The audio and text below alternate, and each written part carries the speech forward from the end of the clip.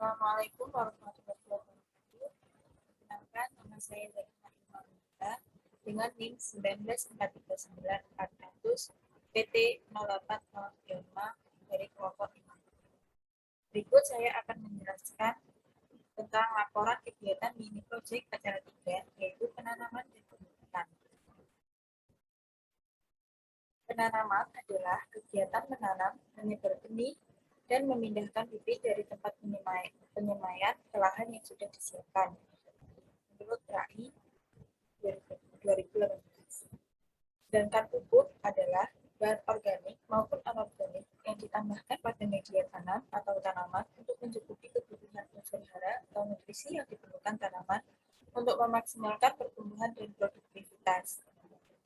RAI 2018. Pemupukan sendiri adalah setiap usaha dalam memberikan pupuk dengan tujuan untuk menambahkan unsur hara yang dibutuhkan oleh tanaman agar produksi dan mutu hasil tanaman meningkat. RAI 2018. Untuk fungsi pemupukan sendiri yaitu untuk menambah unsur hara yang dibutuhkan oleh tanaman sehingga kebutuhan nutrisinya tercukupi dan meningkatkan kesuburan tanah serta produksi tanaman akan meningkat. Tujuan dari mini project ini adalah untuk mengetahui bagaimana cara penanaman dan pemupukan tanaman yang baik dan faktor-faktor yang mempengaruhi pemupukan. Berikut alat dan bahan yang digunakan yaitu cangkul, cetok, polybag, dan bahan yang digunakan yaitu tanah, stek, kolong jono, dan pupuk. Kegiatan praktikum. Profil dari rumput kolong jono atau Dahlia monica itu berasal dari Kingdom Plantae, filum Spermatophyta, subfilum Angiospermae, kelas Monocotyledoneae, ordo Glumivora, famili Graminae, genus Brahliaria, dan spesies Brahliaria monica.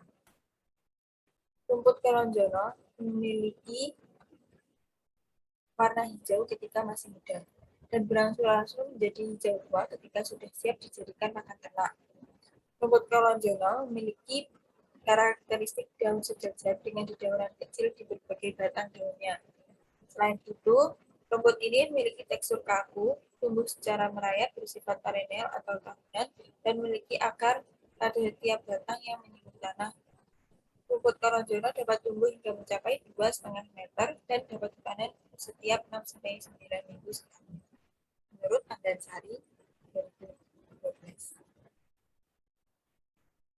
Lalu media tanam yang digunakan yaitu tanah yang dimasukkan ke dalam polybag sebanyak 3/4 dari ukuran polybag yang digunakan.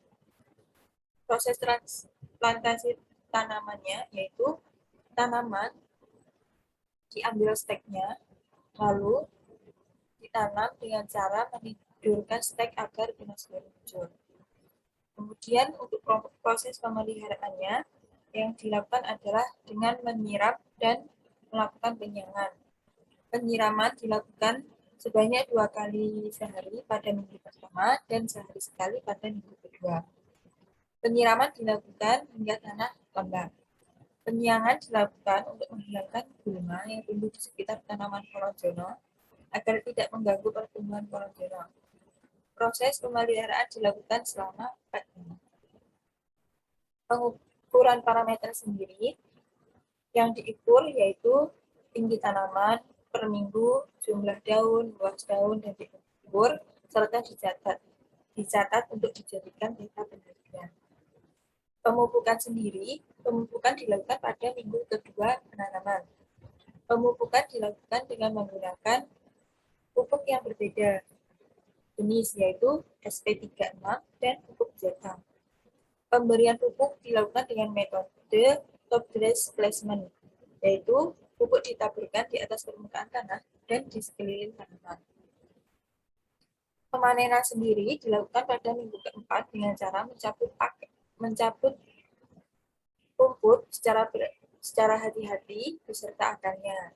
Kemudian diamati bentuk akar, yaitu rumput kelonjono memiliki akar serabut yang keluar dari pangkal batang. Jumlahnya banyak dan memiliki rambut-rambut halus serta tidak terdapat buku.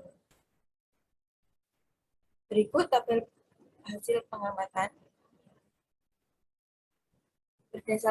Berdasarkan hasil praktikum didapatkan bahwa pada minggu ke-1 hingga minggu ke-4 tinggi tanaman lebih tinggi pada perlakuan pemberian pupuk SP36 daripada pemberian pupuk ZA.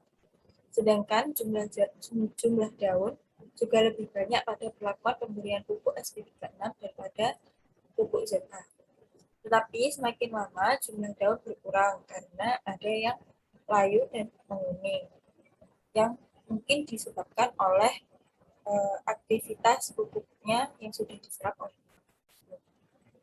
Untuk luas daun pada perlakuan pemberian pupuk SP36 lebih luas daripada pupuk ZA.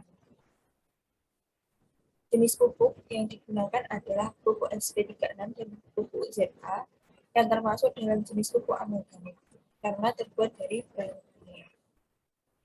Metode pemberian pupuknya yaitu pupuk diberikan dengan cara top dress placement atau ditaburkan di atas tanah di sekeliling tanaman.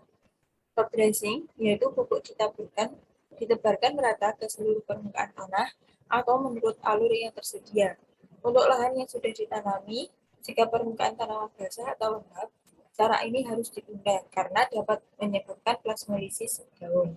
Kerusakan akan meningkat pada dosis yang lebih besar, terutama pupuk N dan K, menurut Yono Berkusku. Kandungan nutrien unsur hara makro dan mikro pada pupuk SP36 yaitu pupuk SP36 itu terbuat dari fosfat alam menurut RAI 2015. Sedangkan pupuk ZA itu terdiri dari 21% nitrogen dan 24% sulfur yang berperan dalam pembentukan protein karena pembentukan protein itu kan memerlukan unsur S atau sulfur sehingga membantu pembentukan protein menurut RAI 2018. Faktor-faktor yang mempengaruhi pemupukan yaitu jenis pupuk yang digunakan, dosis yang diberikan, waktu pemupukan dan cara pemupukan. Sedangkan menurut KI 2018 yang menyatakan bahwa faktor yang mempengaruhi keberhasilan pemupukan yaitu tepat jenis yang disesuaikan dengan kebutuhan unsur hara pada tanaman, tepat dosis yang harus disesuaikan dengan kebutuhan tanaman, tepat waktu berdasarkan kebutuhan tanaman dan kondisi iklim yang sedang terjadi di sekitar. Dan ada tepat tempat di daun atau di akar. Kemudian ada tepat cara yaitu harus sesuai dengan bentuk fisik atau sifat pupuk. Kemudian ada jenis tanaman dan kondisi lahan. Kesimpulannya, batang stek kolonjono ditanam dalam polybag dengan cara ditidurkan sehingga tunas akan muncul melalui luas-luas kebunnya. Kemudian pemupukan dilakukan dengan metode top dress placement. Pupuk yang diberikan adalah pupuk SP36 dan pupuk ZA.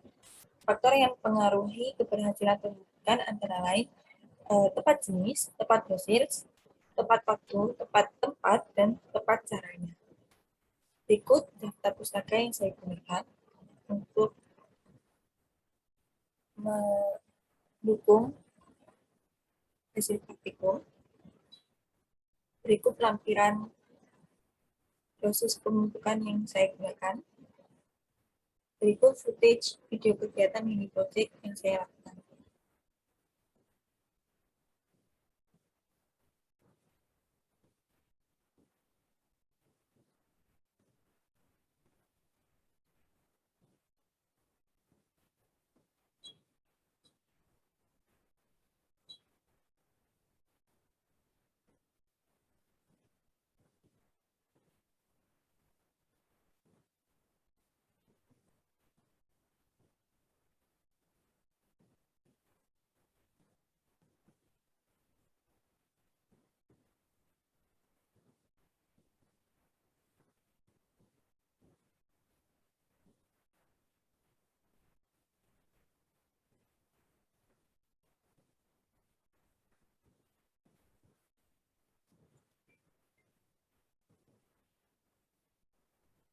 Baik, sekian. Terima kasih. Mohon maaf apabila masih ada banyak salah maupun kurangnya. Wassalamualaikum warahmatullahi wabarakatuh.